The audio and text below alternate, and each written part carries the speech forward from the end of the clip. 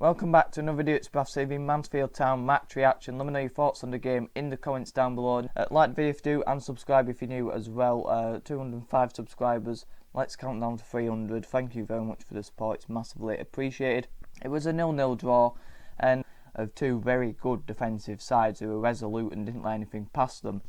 But two sides, because of the defending they had to do, couldn't open the door for any of the opposition to create anything clear cut. I mean, the stats: 11 shots for Mansfield, 9 shots for us, 2 shots on target for us and 1 shot on target for Mansfield. Nowhere near efficient for either side, and neither side deserved anything from that game apart from a 0-0 draw. Both teams deserved a clean sheet, but who's the happier? I'd say definitely us, to be honest. Although it don't seem like that, I think a point away at Mansfield, I'd always take it, and a point against a team that's unbeaten in the first 6 games is a very good point. At the minute, we're showing a consistency in our defending, where we're resolute, we're hard to break down, which is something we couldn't have said at the start of the season. Against your Crawleys, against your Morecambes, we're all at sea, we're all over at the back, and now we seem to be much more organised there. And I've been talking about being comfortable at the back. We look much more comfortable, and that's obviously something we've been working on. Back-to-back league clean sheets can only be a good thing, but the problem with that is it's very boring to watch. We're so deep in our half most of the games. We don't show much intensity to get the opposition, and then we're so pragmatic in the late stages of games, where we just close it down and we say if we can't win the game, we'll take the point. And sometimes when we're winning, we have to take the point because we concede late on because we close it down. And that's when Mansfield turned the momentum on its head, got in a few good opportunities to create chances in the end of the game, because, like I say, neither team had enough creativity, enough guile, enough of a spark in that final third to break down either defences. And unfortunately, I'm expecting quite an entertaining game. They've got a very good midfield. Like I said, Kelly are done. He's a fantastic player. Will Swan's a handful, and Lucas Akins, he causes some trouble. Fans were fantastic again, a great atmosphere in that away end. A good bit of banter going on with the Mansfield fans as well. Great. It's good to see two sets of fans that are up for it, not just us all the time, because it gets us going as well. And there's not many in this division who do that, apart from Grimsby, that will on Saturday. They've got a good fan base, but yeah, 12:30 kick-off I'm not a fan of, but we've got to go and win that now, because we've got to keep the 4 games. We've got to make that 4 games unbeaten. Got to get a bit of momentum going. But also, when you draw a game, you've got to make sure you win the next one. Otherwise, the draw's irrelevant. The biggest moan I can take from that game was definitely the first half. Granted, we were all late, our bus, so we didn't get the best seats in the house. We got the bloody worst. We're on the bloody grassroots, and you get what you're given when you sat down there. But it don't help when you've got 5 stewards sat in a wall forming the best defensive line you've ever seen, completely blocking off your view, and thankfully someone had a word with them in the second half, so they kneeled down. I'll take the point. So let's get into player ratings. Let me know yours in the comments down below, or mainly in the community tab. 1 being the worst, 5 being the best, and 3 being the average. Harry Lewis for me gets a 4, made a couple of good saves, definitely made one that he tipped over the bar. I'm very confident in his abilities, and I can safely say he's back to being what he was with back-to-back league clean sheets. Mike Platt gets a 4, part of a clean sheet defence, very resolute, sound defensive line for once, and I thought he was part of that definitely because he made some really good tackles. He's not the best on the ball. Neither of the 3 centre-backs are good on the ball, so I don't know why we keep encouraging them to play out from the back when neither of them can really do that. But yeah, I thought Platt were very solid today again. Sam Stubbs gets a 3. I thought he was the worst out of the 3, but he still had an okay game. But I did think he looked a bit more susceptible to being caught than the other 2, and he's the only one who does not look comfortable in that back 3. Playing in back 2, and he's like Maldini playing in the back 3, especially in that mid-centre role. You've got to have pace, you've got to be able to bring the ball into a midfield, you've got to be a very good long-range passer as well to spread the play. He doesn't set his tempo well at all. He's very indecisive when he's got the ball, puts pressure on other defenders. At countless games this season, not today, doing the step-overs, which cost the mistake from Lewis against, was it Colchester? So I don't think he's good enough on the ball, and a lot of fans are bigging him up, but then criticising Matty Platt. But I think it's got to be even split. And for me, Stubbs this season definitely has been the worst centre back, barring Ash Taylor, and even Ash Taylor's only been given one opportunity. So I'm really not impressed with Sam Stubbs at this early stage in the season. Kane Kelly gets a 4 and a contender for man of match, I have to say. I think he swooped one off the line. I don't think it was quite a clearance off the line. Denied the goal scorer from getting a tap in. Made a couple of good last ditch tackles as well, and stood up to the test. That left side of ours got tested by their right side with Lucas Akins, Kelly Dunn going out on that side. George Maris was it? He was quite a threat down that side as well. And then Jordan Bowery, were teasing him and Lewis Richards, and Lewis Richards gets a 4 as well. I thought yet to be tested defensively, but definitely got tested today down their right side. And going forward, it is fantastic as well, Lewis Richards. Also, Derby gets a 4 as well. Really pleased with him. He's got still a bit of criticism online. I didn't see that. I thought he was really energetic. I thought he'd give us a threat down the flanks. Something that Odra and certainly Walker didn't provide for us. Like I say, really energetic and dynamic performance from him. And one of definitely his best so far in a Bradford City shirt for me. There's not a lot to pick from, but that one certainly showed signs of the player that we wanted to buy, and hopefully he can get one in the team. With Gilead Pattison out for a couple of weeks now, it was confirmed an hamstring problem with him. McDonald looks to be out again for Saturday. Maybe that position could become Osa Davies' own, and I'm all for that. Taking his chance and doing well in the team. Smallwood gets a 2. Not pleased with him, to say the least. Definitely gone back to his performance against Morecambe.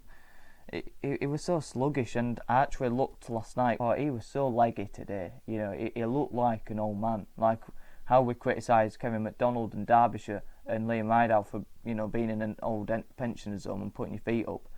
But he's 33 this year. He's 32 now. He's 33 in December. And I didn't actually know he was that old. I thought he was like 30.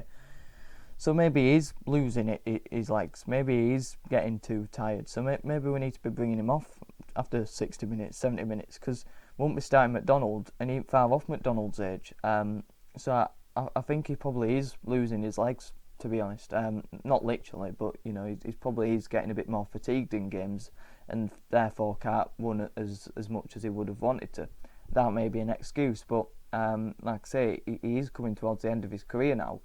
And I wasn't expecting that when I saw that. So when you are playing this style of play, it ain't as high pressing as I would have liked at the start of the season, but you still have to do yards in that midfield too. Maybe it's worth only playing him once a week instead of playing him Saturday, Tuesday, Saturday, because he looked really knackered. Maybe it's not for the want of trying. Obviously the free kicks he still gets criticism for, but one thing I would say about that, who do you put on free kicks and corners if you don't put Smallwood on them? Because Odra took one in the first half, I think, and it went out for a goal kick. It was terrible. He put in a couple of good free kicks, and you in League Two. You're going to get a couple that come off and a couple that don't. That's just the reality of where we are. I thought we were way too open in the midfield, and for a holding midfielder not to protect your back line shows a sign of a poor performance from me. Brad Halliday gets a 4. Thought he offers much more than Oyegoke, much better defensively, and like I say, part of a very good defensive line. Going forward, gets into the right areas, but struggles to really create anything with the chances that he had. Would it be worthwhile us just swapping Odra and Walker and Halliday and Richards round, because all our chances were coming from the wing backs? And this system was played by Chelsea's Thomas Tuchel a couple of years ago, and that was because he had the best wing backs in the world at that time. And if they stay fit, Chilwell and James are probably one of the best wing backs in the world. So they can provide that attacking impetus what you need. And Halliday and Richards, as much as I like them and I think they are good going forward, they're not the best in the world, so they're not going to be able to create clear-cut chances for you from those positions. And we saw that as clear as day with Halliday. So if you did swap them two around and play Halliday and Richards a bit more central, I thought maybe you need your more creative players in the areas where you're getting more of the ball. Into the forward line, Jamie Walker gets us 2. I didn't really know he played, to be honest. I couldn't really tell you if he did. Can't remember anything he did. And normally I give a 3 when it's like that, but I can't actually really remember him, so I can't give that. And for a team that lack creativity, and he's our most creative player, but his end product's not good enough, and his consistency is never really there. So, for a player who you're relying on to create your chances when we didn't create any, you've got to mark him down for that. Nodra, I'd probably give a 3 because he looked a bit more lively, looked to be creating a bit more, and that sub for Poynton was exactly the right one. One thing I didn't realise was Poynton's actually 19-20 on January the 4th. One thing I would say about Poynton, compared to maybe the 2 lads we brought in on deadline day and a couple of the wingers we've had over recent years, is these wingers from these Premier League academies and even Championship academies, because they're so high categories, they want to take players tippy-tappy stuff. Your wingers, you keep passing and moving, and you ticky-tackers sort of wingers. But in League 2, what you need is someone who wants the ball, someone who takes the ball, someone who passes the ball forward, and someone who wants to take a shot. You don't really get that with these high category players, because that's not what they're being trained to do. Whereas our academy, which I think would be fair to say it's much more of a basic academy, I remember Jury saying he don't say much to his players when we won that Youth Cup. He just wants them to go out and entertain and play well, and that's basically the priority of enjoying playing. And I think that's exactly what you see with Poynton. He plays with a smile on his face, and he wants to create chances, and he wants to get the ball in the right areas. And I hope Mark Hughes doesn't take that away from him, because the game lacks players like him, wingers, who want to take players on and get the ball into the opposition box. But yeah, really entertaining player, and definitely should be starting next week ahead of Walker for me. Smith gets a 1. I really like Smith, and I think he'll be good. And I did big him up before the game, but he didn't offer us any attacking output.